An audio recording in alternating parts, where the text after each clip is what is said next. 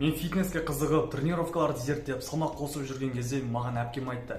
Маған бір айдың ішінде максимально тез азу керек.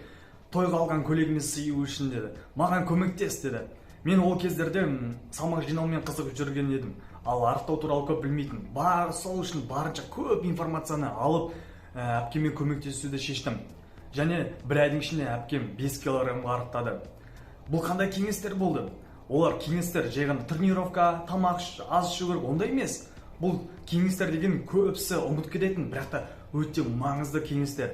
Сол туралы айтатын боламын. Біріншісі, ол әлсіз диафрагма бұлшықеттері.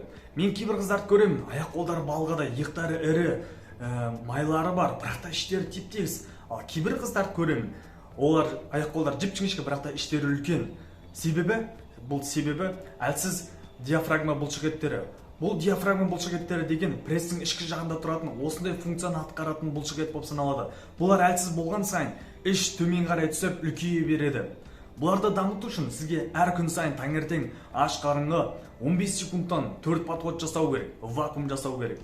Сол кезде сіз өзіңіздің тегіс іштеріңізге жететін боласыз. Екіншісі, өзіңіздің ағзаңыз толығымен сау екеніне көз жеткізіңіз. Себебі кейбір адамдардың бір жері ауырған кезде олар салмақ тастап жібереді, немесе көп салмақ қосып жібереді. Ішегіңізді, бауырыңызды, бүйрегіңізді барлығын тексеріңіз. Бізде мынандай жағдай болған. Бір кісі тренировка жасады, бірақ та арықтай алмады. Іші сол қалпы қалды. Сосын ол анализ тапсырғаннан кейін ол кісіде сибір ауруы бар екенін көз жетті. Ол өз ауруын емдегеннен кейін ол тез-ақ арықтап ішін кетірді. Сол сияқты өзіңіздің бүкіл денсаулығыңыз сау екеніне көз жеткізіңіз. Үшіншісі, әрине, тамақтану. Бізде маңызды 3 қағида бар.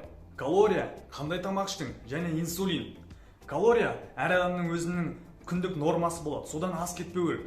Әр жегеніңізді жазып, не іштіңіз, соны барлығын жазып, өзіңіздің калорияңызға сыйғызыңыз. Мысалға, сіз әйел адамсыз, бойыңыз 1,65, салмағыңыз 60 болса, сіз арықтау үшін 1200 калория жеуіңіз керек. Бұл мысалға айтылған. Және бұл калорияны сіз қандай тағаммен толтырғаныңыздан байланысты. Мысалға, 1500 калорияны тек қана печеньемен толтырсаң, сен арықтай алмайсың. Бұл туралы да менің каналымда видео бар, міндетті түрде көріңіз. Бұл жақта сенің арықтауыңа кедергі жасайтын тағамдар туралы айтылған. Және үшіншісі, бұл маңыздысы инсулин. Инсулинді барынша көтермеуге тырысу керек.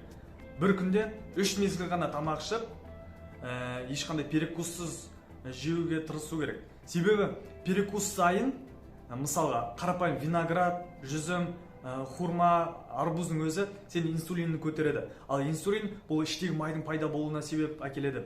Егер де сен күнде 3 мезгіл ғана ішсең, сол тамақтың арасында сен гормон ростың көтеріледі. Ал гормон роста бұл майды күйдіретін, майды жоятын гормондардың бірі болып саналады. Сондықтан күніне 3 рет ғана тамақ іш, және пайдалы тамақтар іш, және калорияңды есепте. Төртіншісі, бұл ұйқы. Сен қалай ұйықтадың? Ол да өте маңызды. Мысалға айтсақ, сен 1200 калория жедің, 300 калорияны тренировкамен кетірдің, 900 калорияны сен қарапайым өмірде құрттың, жұмыста, қимыл барысында, ал тағы да дефицит калория болу үшін біз қаяқтан калорияны кетіреміз? Бұл әрине ұйқы. Ұйқы барысында адам 400-500 калорияны құртады. Бұл тек қана егер сіз дұрыс ұйықтасаңыз. Қалай дұрыс ұйықтау керек? Барынша жарық көздерін жауып тастаңыз, керек емес дыбыстардан аулақ болыңыз, барлығын орнына қойып, миыңызды тазартыңыз, және салқын жерде ұйықтаңыз. Және жатардың алдында 3-4 сағат бұрын тамақ ішіңіз. Біздің асқазанымыз ұйықтағанда демалу керек. Өзіңіз байқаған шығарсыз, ұйықтағаннан кейін асқазаныңыз демалып, кішкене артықтаған сияқты сезілесіз. Және салмақ өлшейтінде тұрған кездерде сіздің салмағыңыз әлдеқайда аз болады, кешкіге қарағанда. Сол үшін дұрыстап ұйықтаңыз. Бесіншісі, әрине, бұл тренировкалар.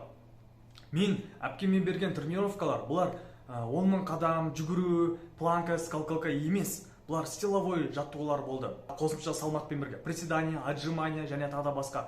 Бұл туралы да видеолар шығады. Сол үшін каналыма тіркеліп өткізіп алмау үшін лайк басып, колокольчикті басып кетіңіздер. Және барынша секіретін жаттығулардан, жүгіретін жаттығулардан аулақ болуға тырысыңыз. Себебі егер де сіздің қарныңыз болса, сіз скакалка секірген кезде ол әр уақыт сайын қозғалған сайын ол созыла береді сіздің теріңіз. арықтаған кезде ол босқадан босқа салбырап қалуы мүмкін. Сол үшін барынша силовой жаттығулар жасаңыз. Себебі силовой жаттығулар аз уақыт алады, бірақ көп энергия құртады.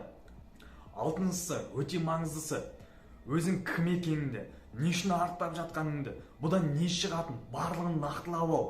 Айнаның алдына кел, денеңді шешіп сар, өзің қаншалықты майлы артық салмағың бар екенін көр, мойында. Маған 1-2 килограмм лақтыру керек, және жақсы бұл көреді емес. Мен майлымын, мен осындай салмақты осындай уақытта лақтырамын деп нақты мақсат қоюың керек. Және сол мақсатты көзіңе елестетуің керек. Өзіңді айнаның алдында жаңа денемен, жаңа пресспен тұрғаныңда. Себебі осы елестету арқылы сен дофамин аласың. Ал дофамин сенің мақсатыңа баратын жолда басқа жаққа тайып кетпеу үшін әрбір күн сайын сені шабыттандырып отырады. Бастапқы суретіңді суретке түсір. Және сен әр уақыт сайын өзің қаншалықты арықтап жатқаныңды көретін боласың. Өзіңе сен әр күн сайын өзіңді жақсы ойлармен тойдыр, өзіңе сіңір. Видео ұнады деп ойлаймын. Егер жеке сұрақтарыңыз болса, менің Instagram описанияда соға қойсаңыздар болды, және өз ойларыңызды комментарийға жазып кетіңіздер. Тағы да керекті видеоларды өткізіп алу үшін каналға тіркеліп, колокольчик басып кетіңіздер. Және осындай қазақ тіліндегі фитнес каналын қолдап, лайк басып кетіңіздер. Ендеше көрісеміз деп ойлаймыз. Сау болыңыздар.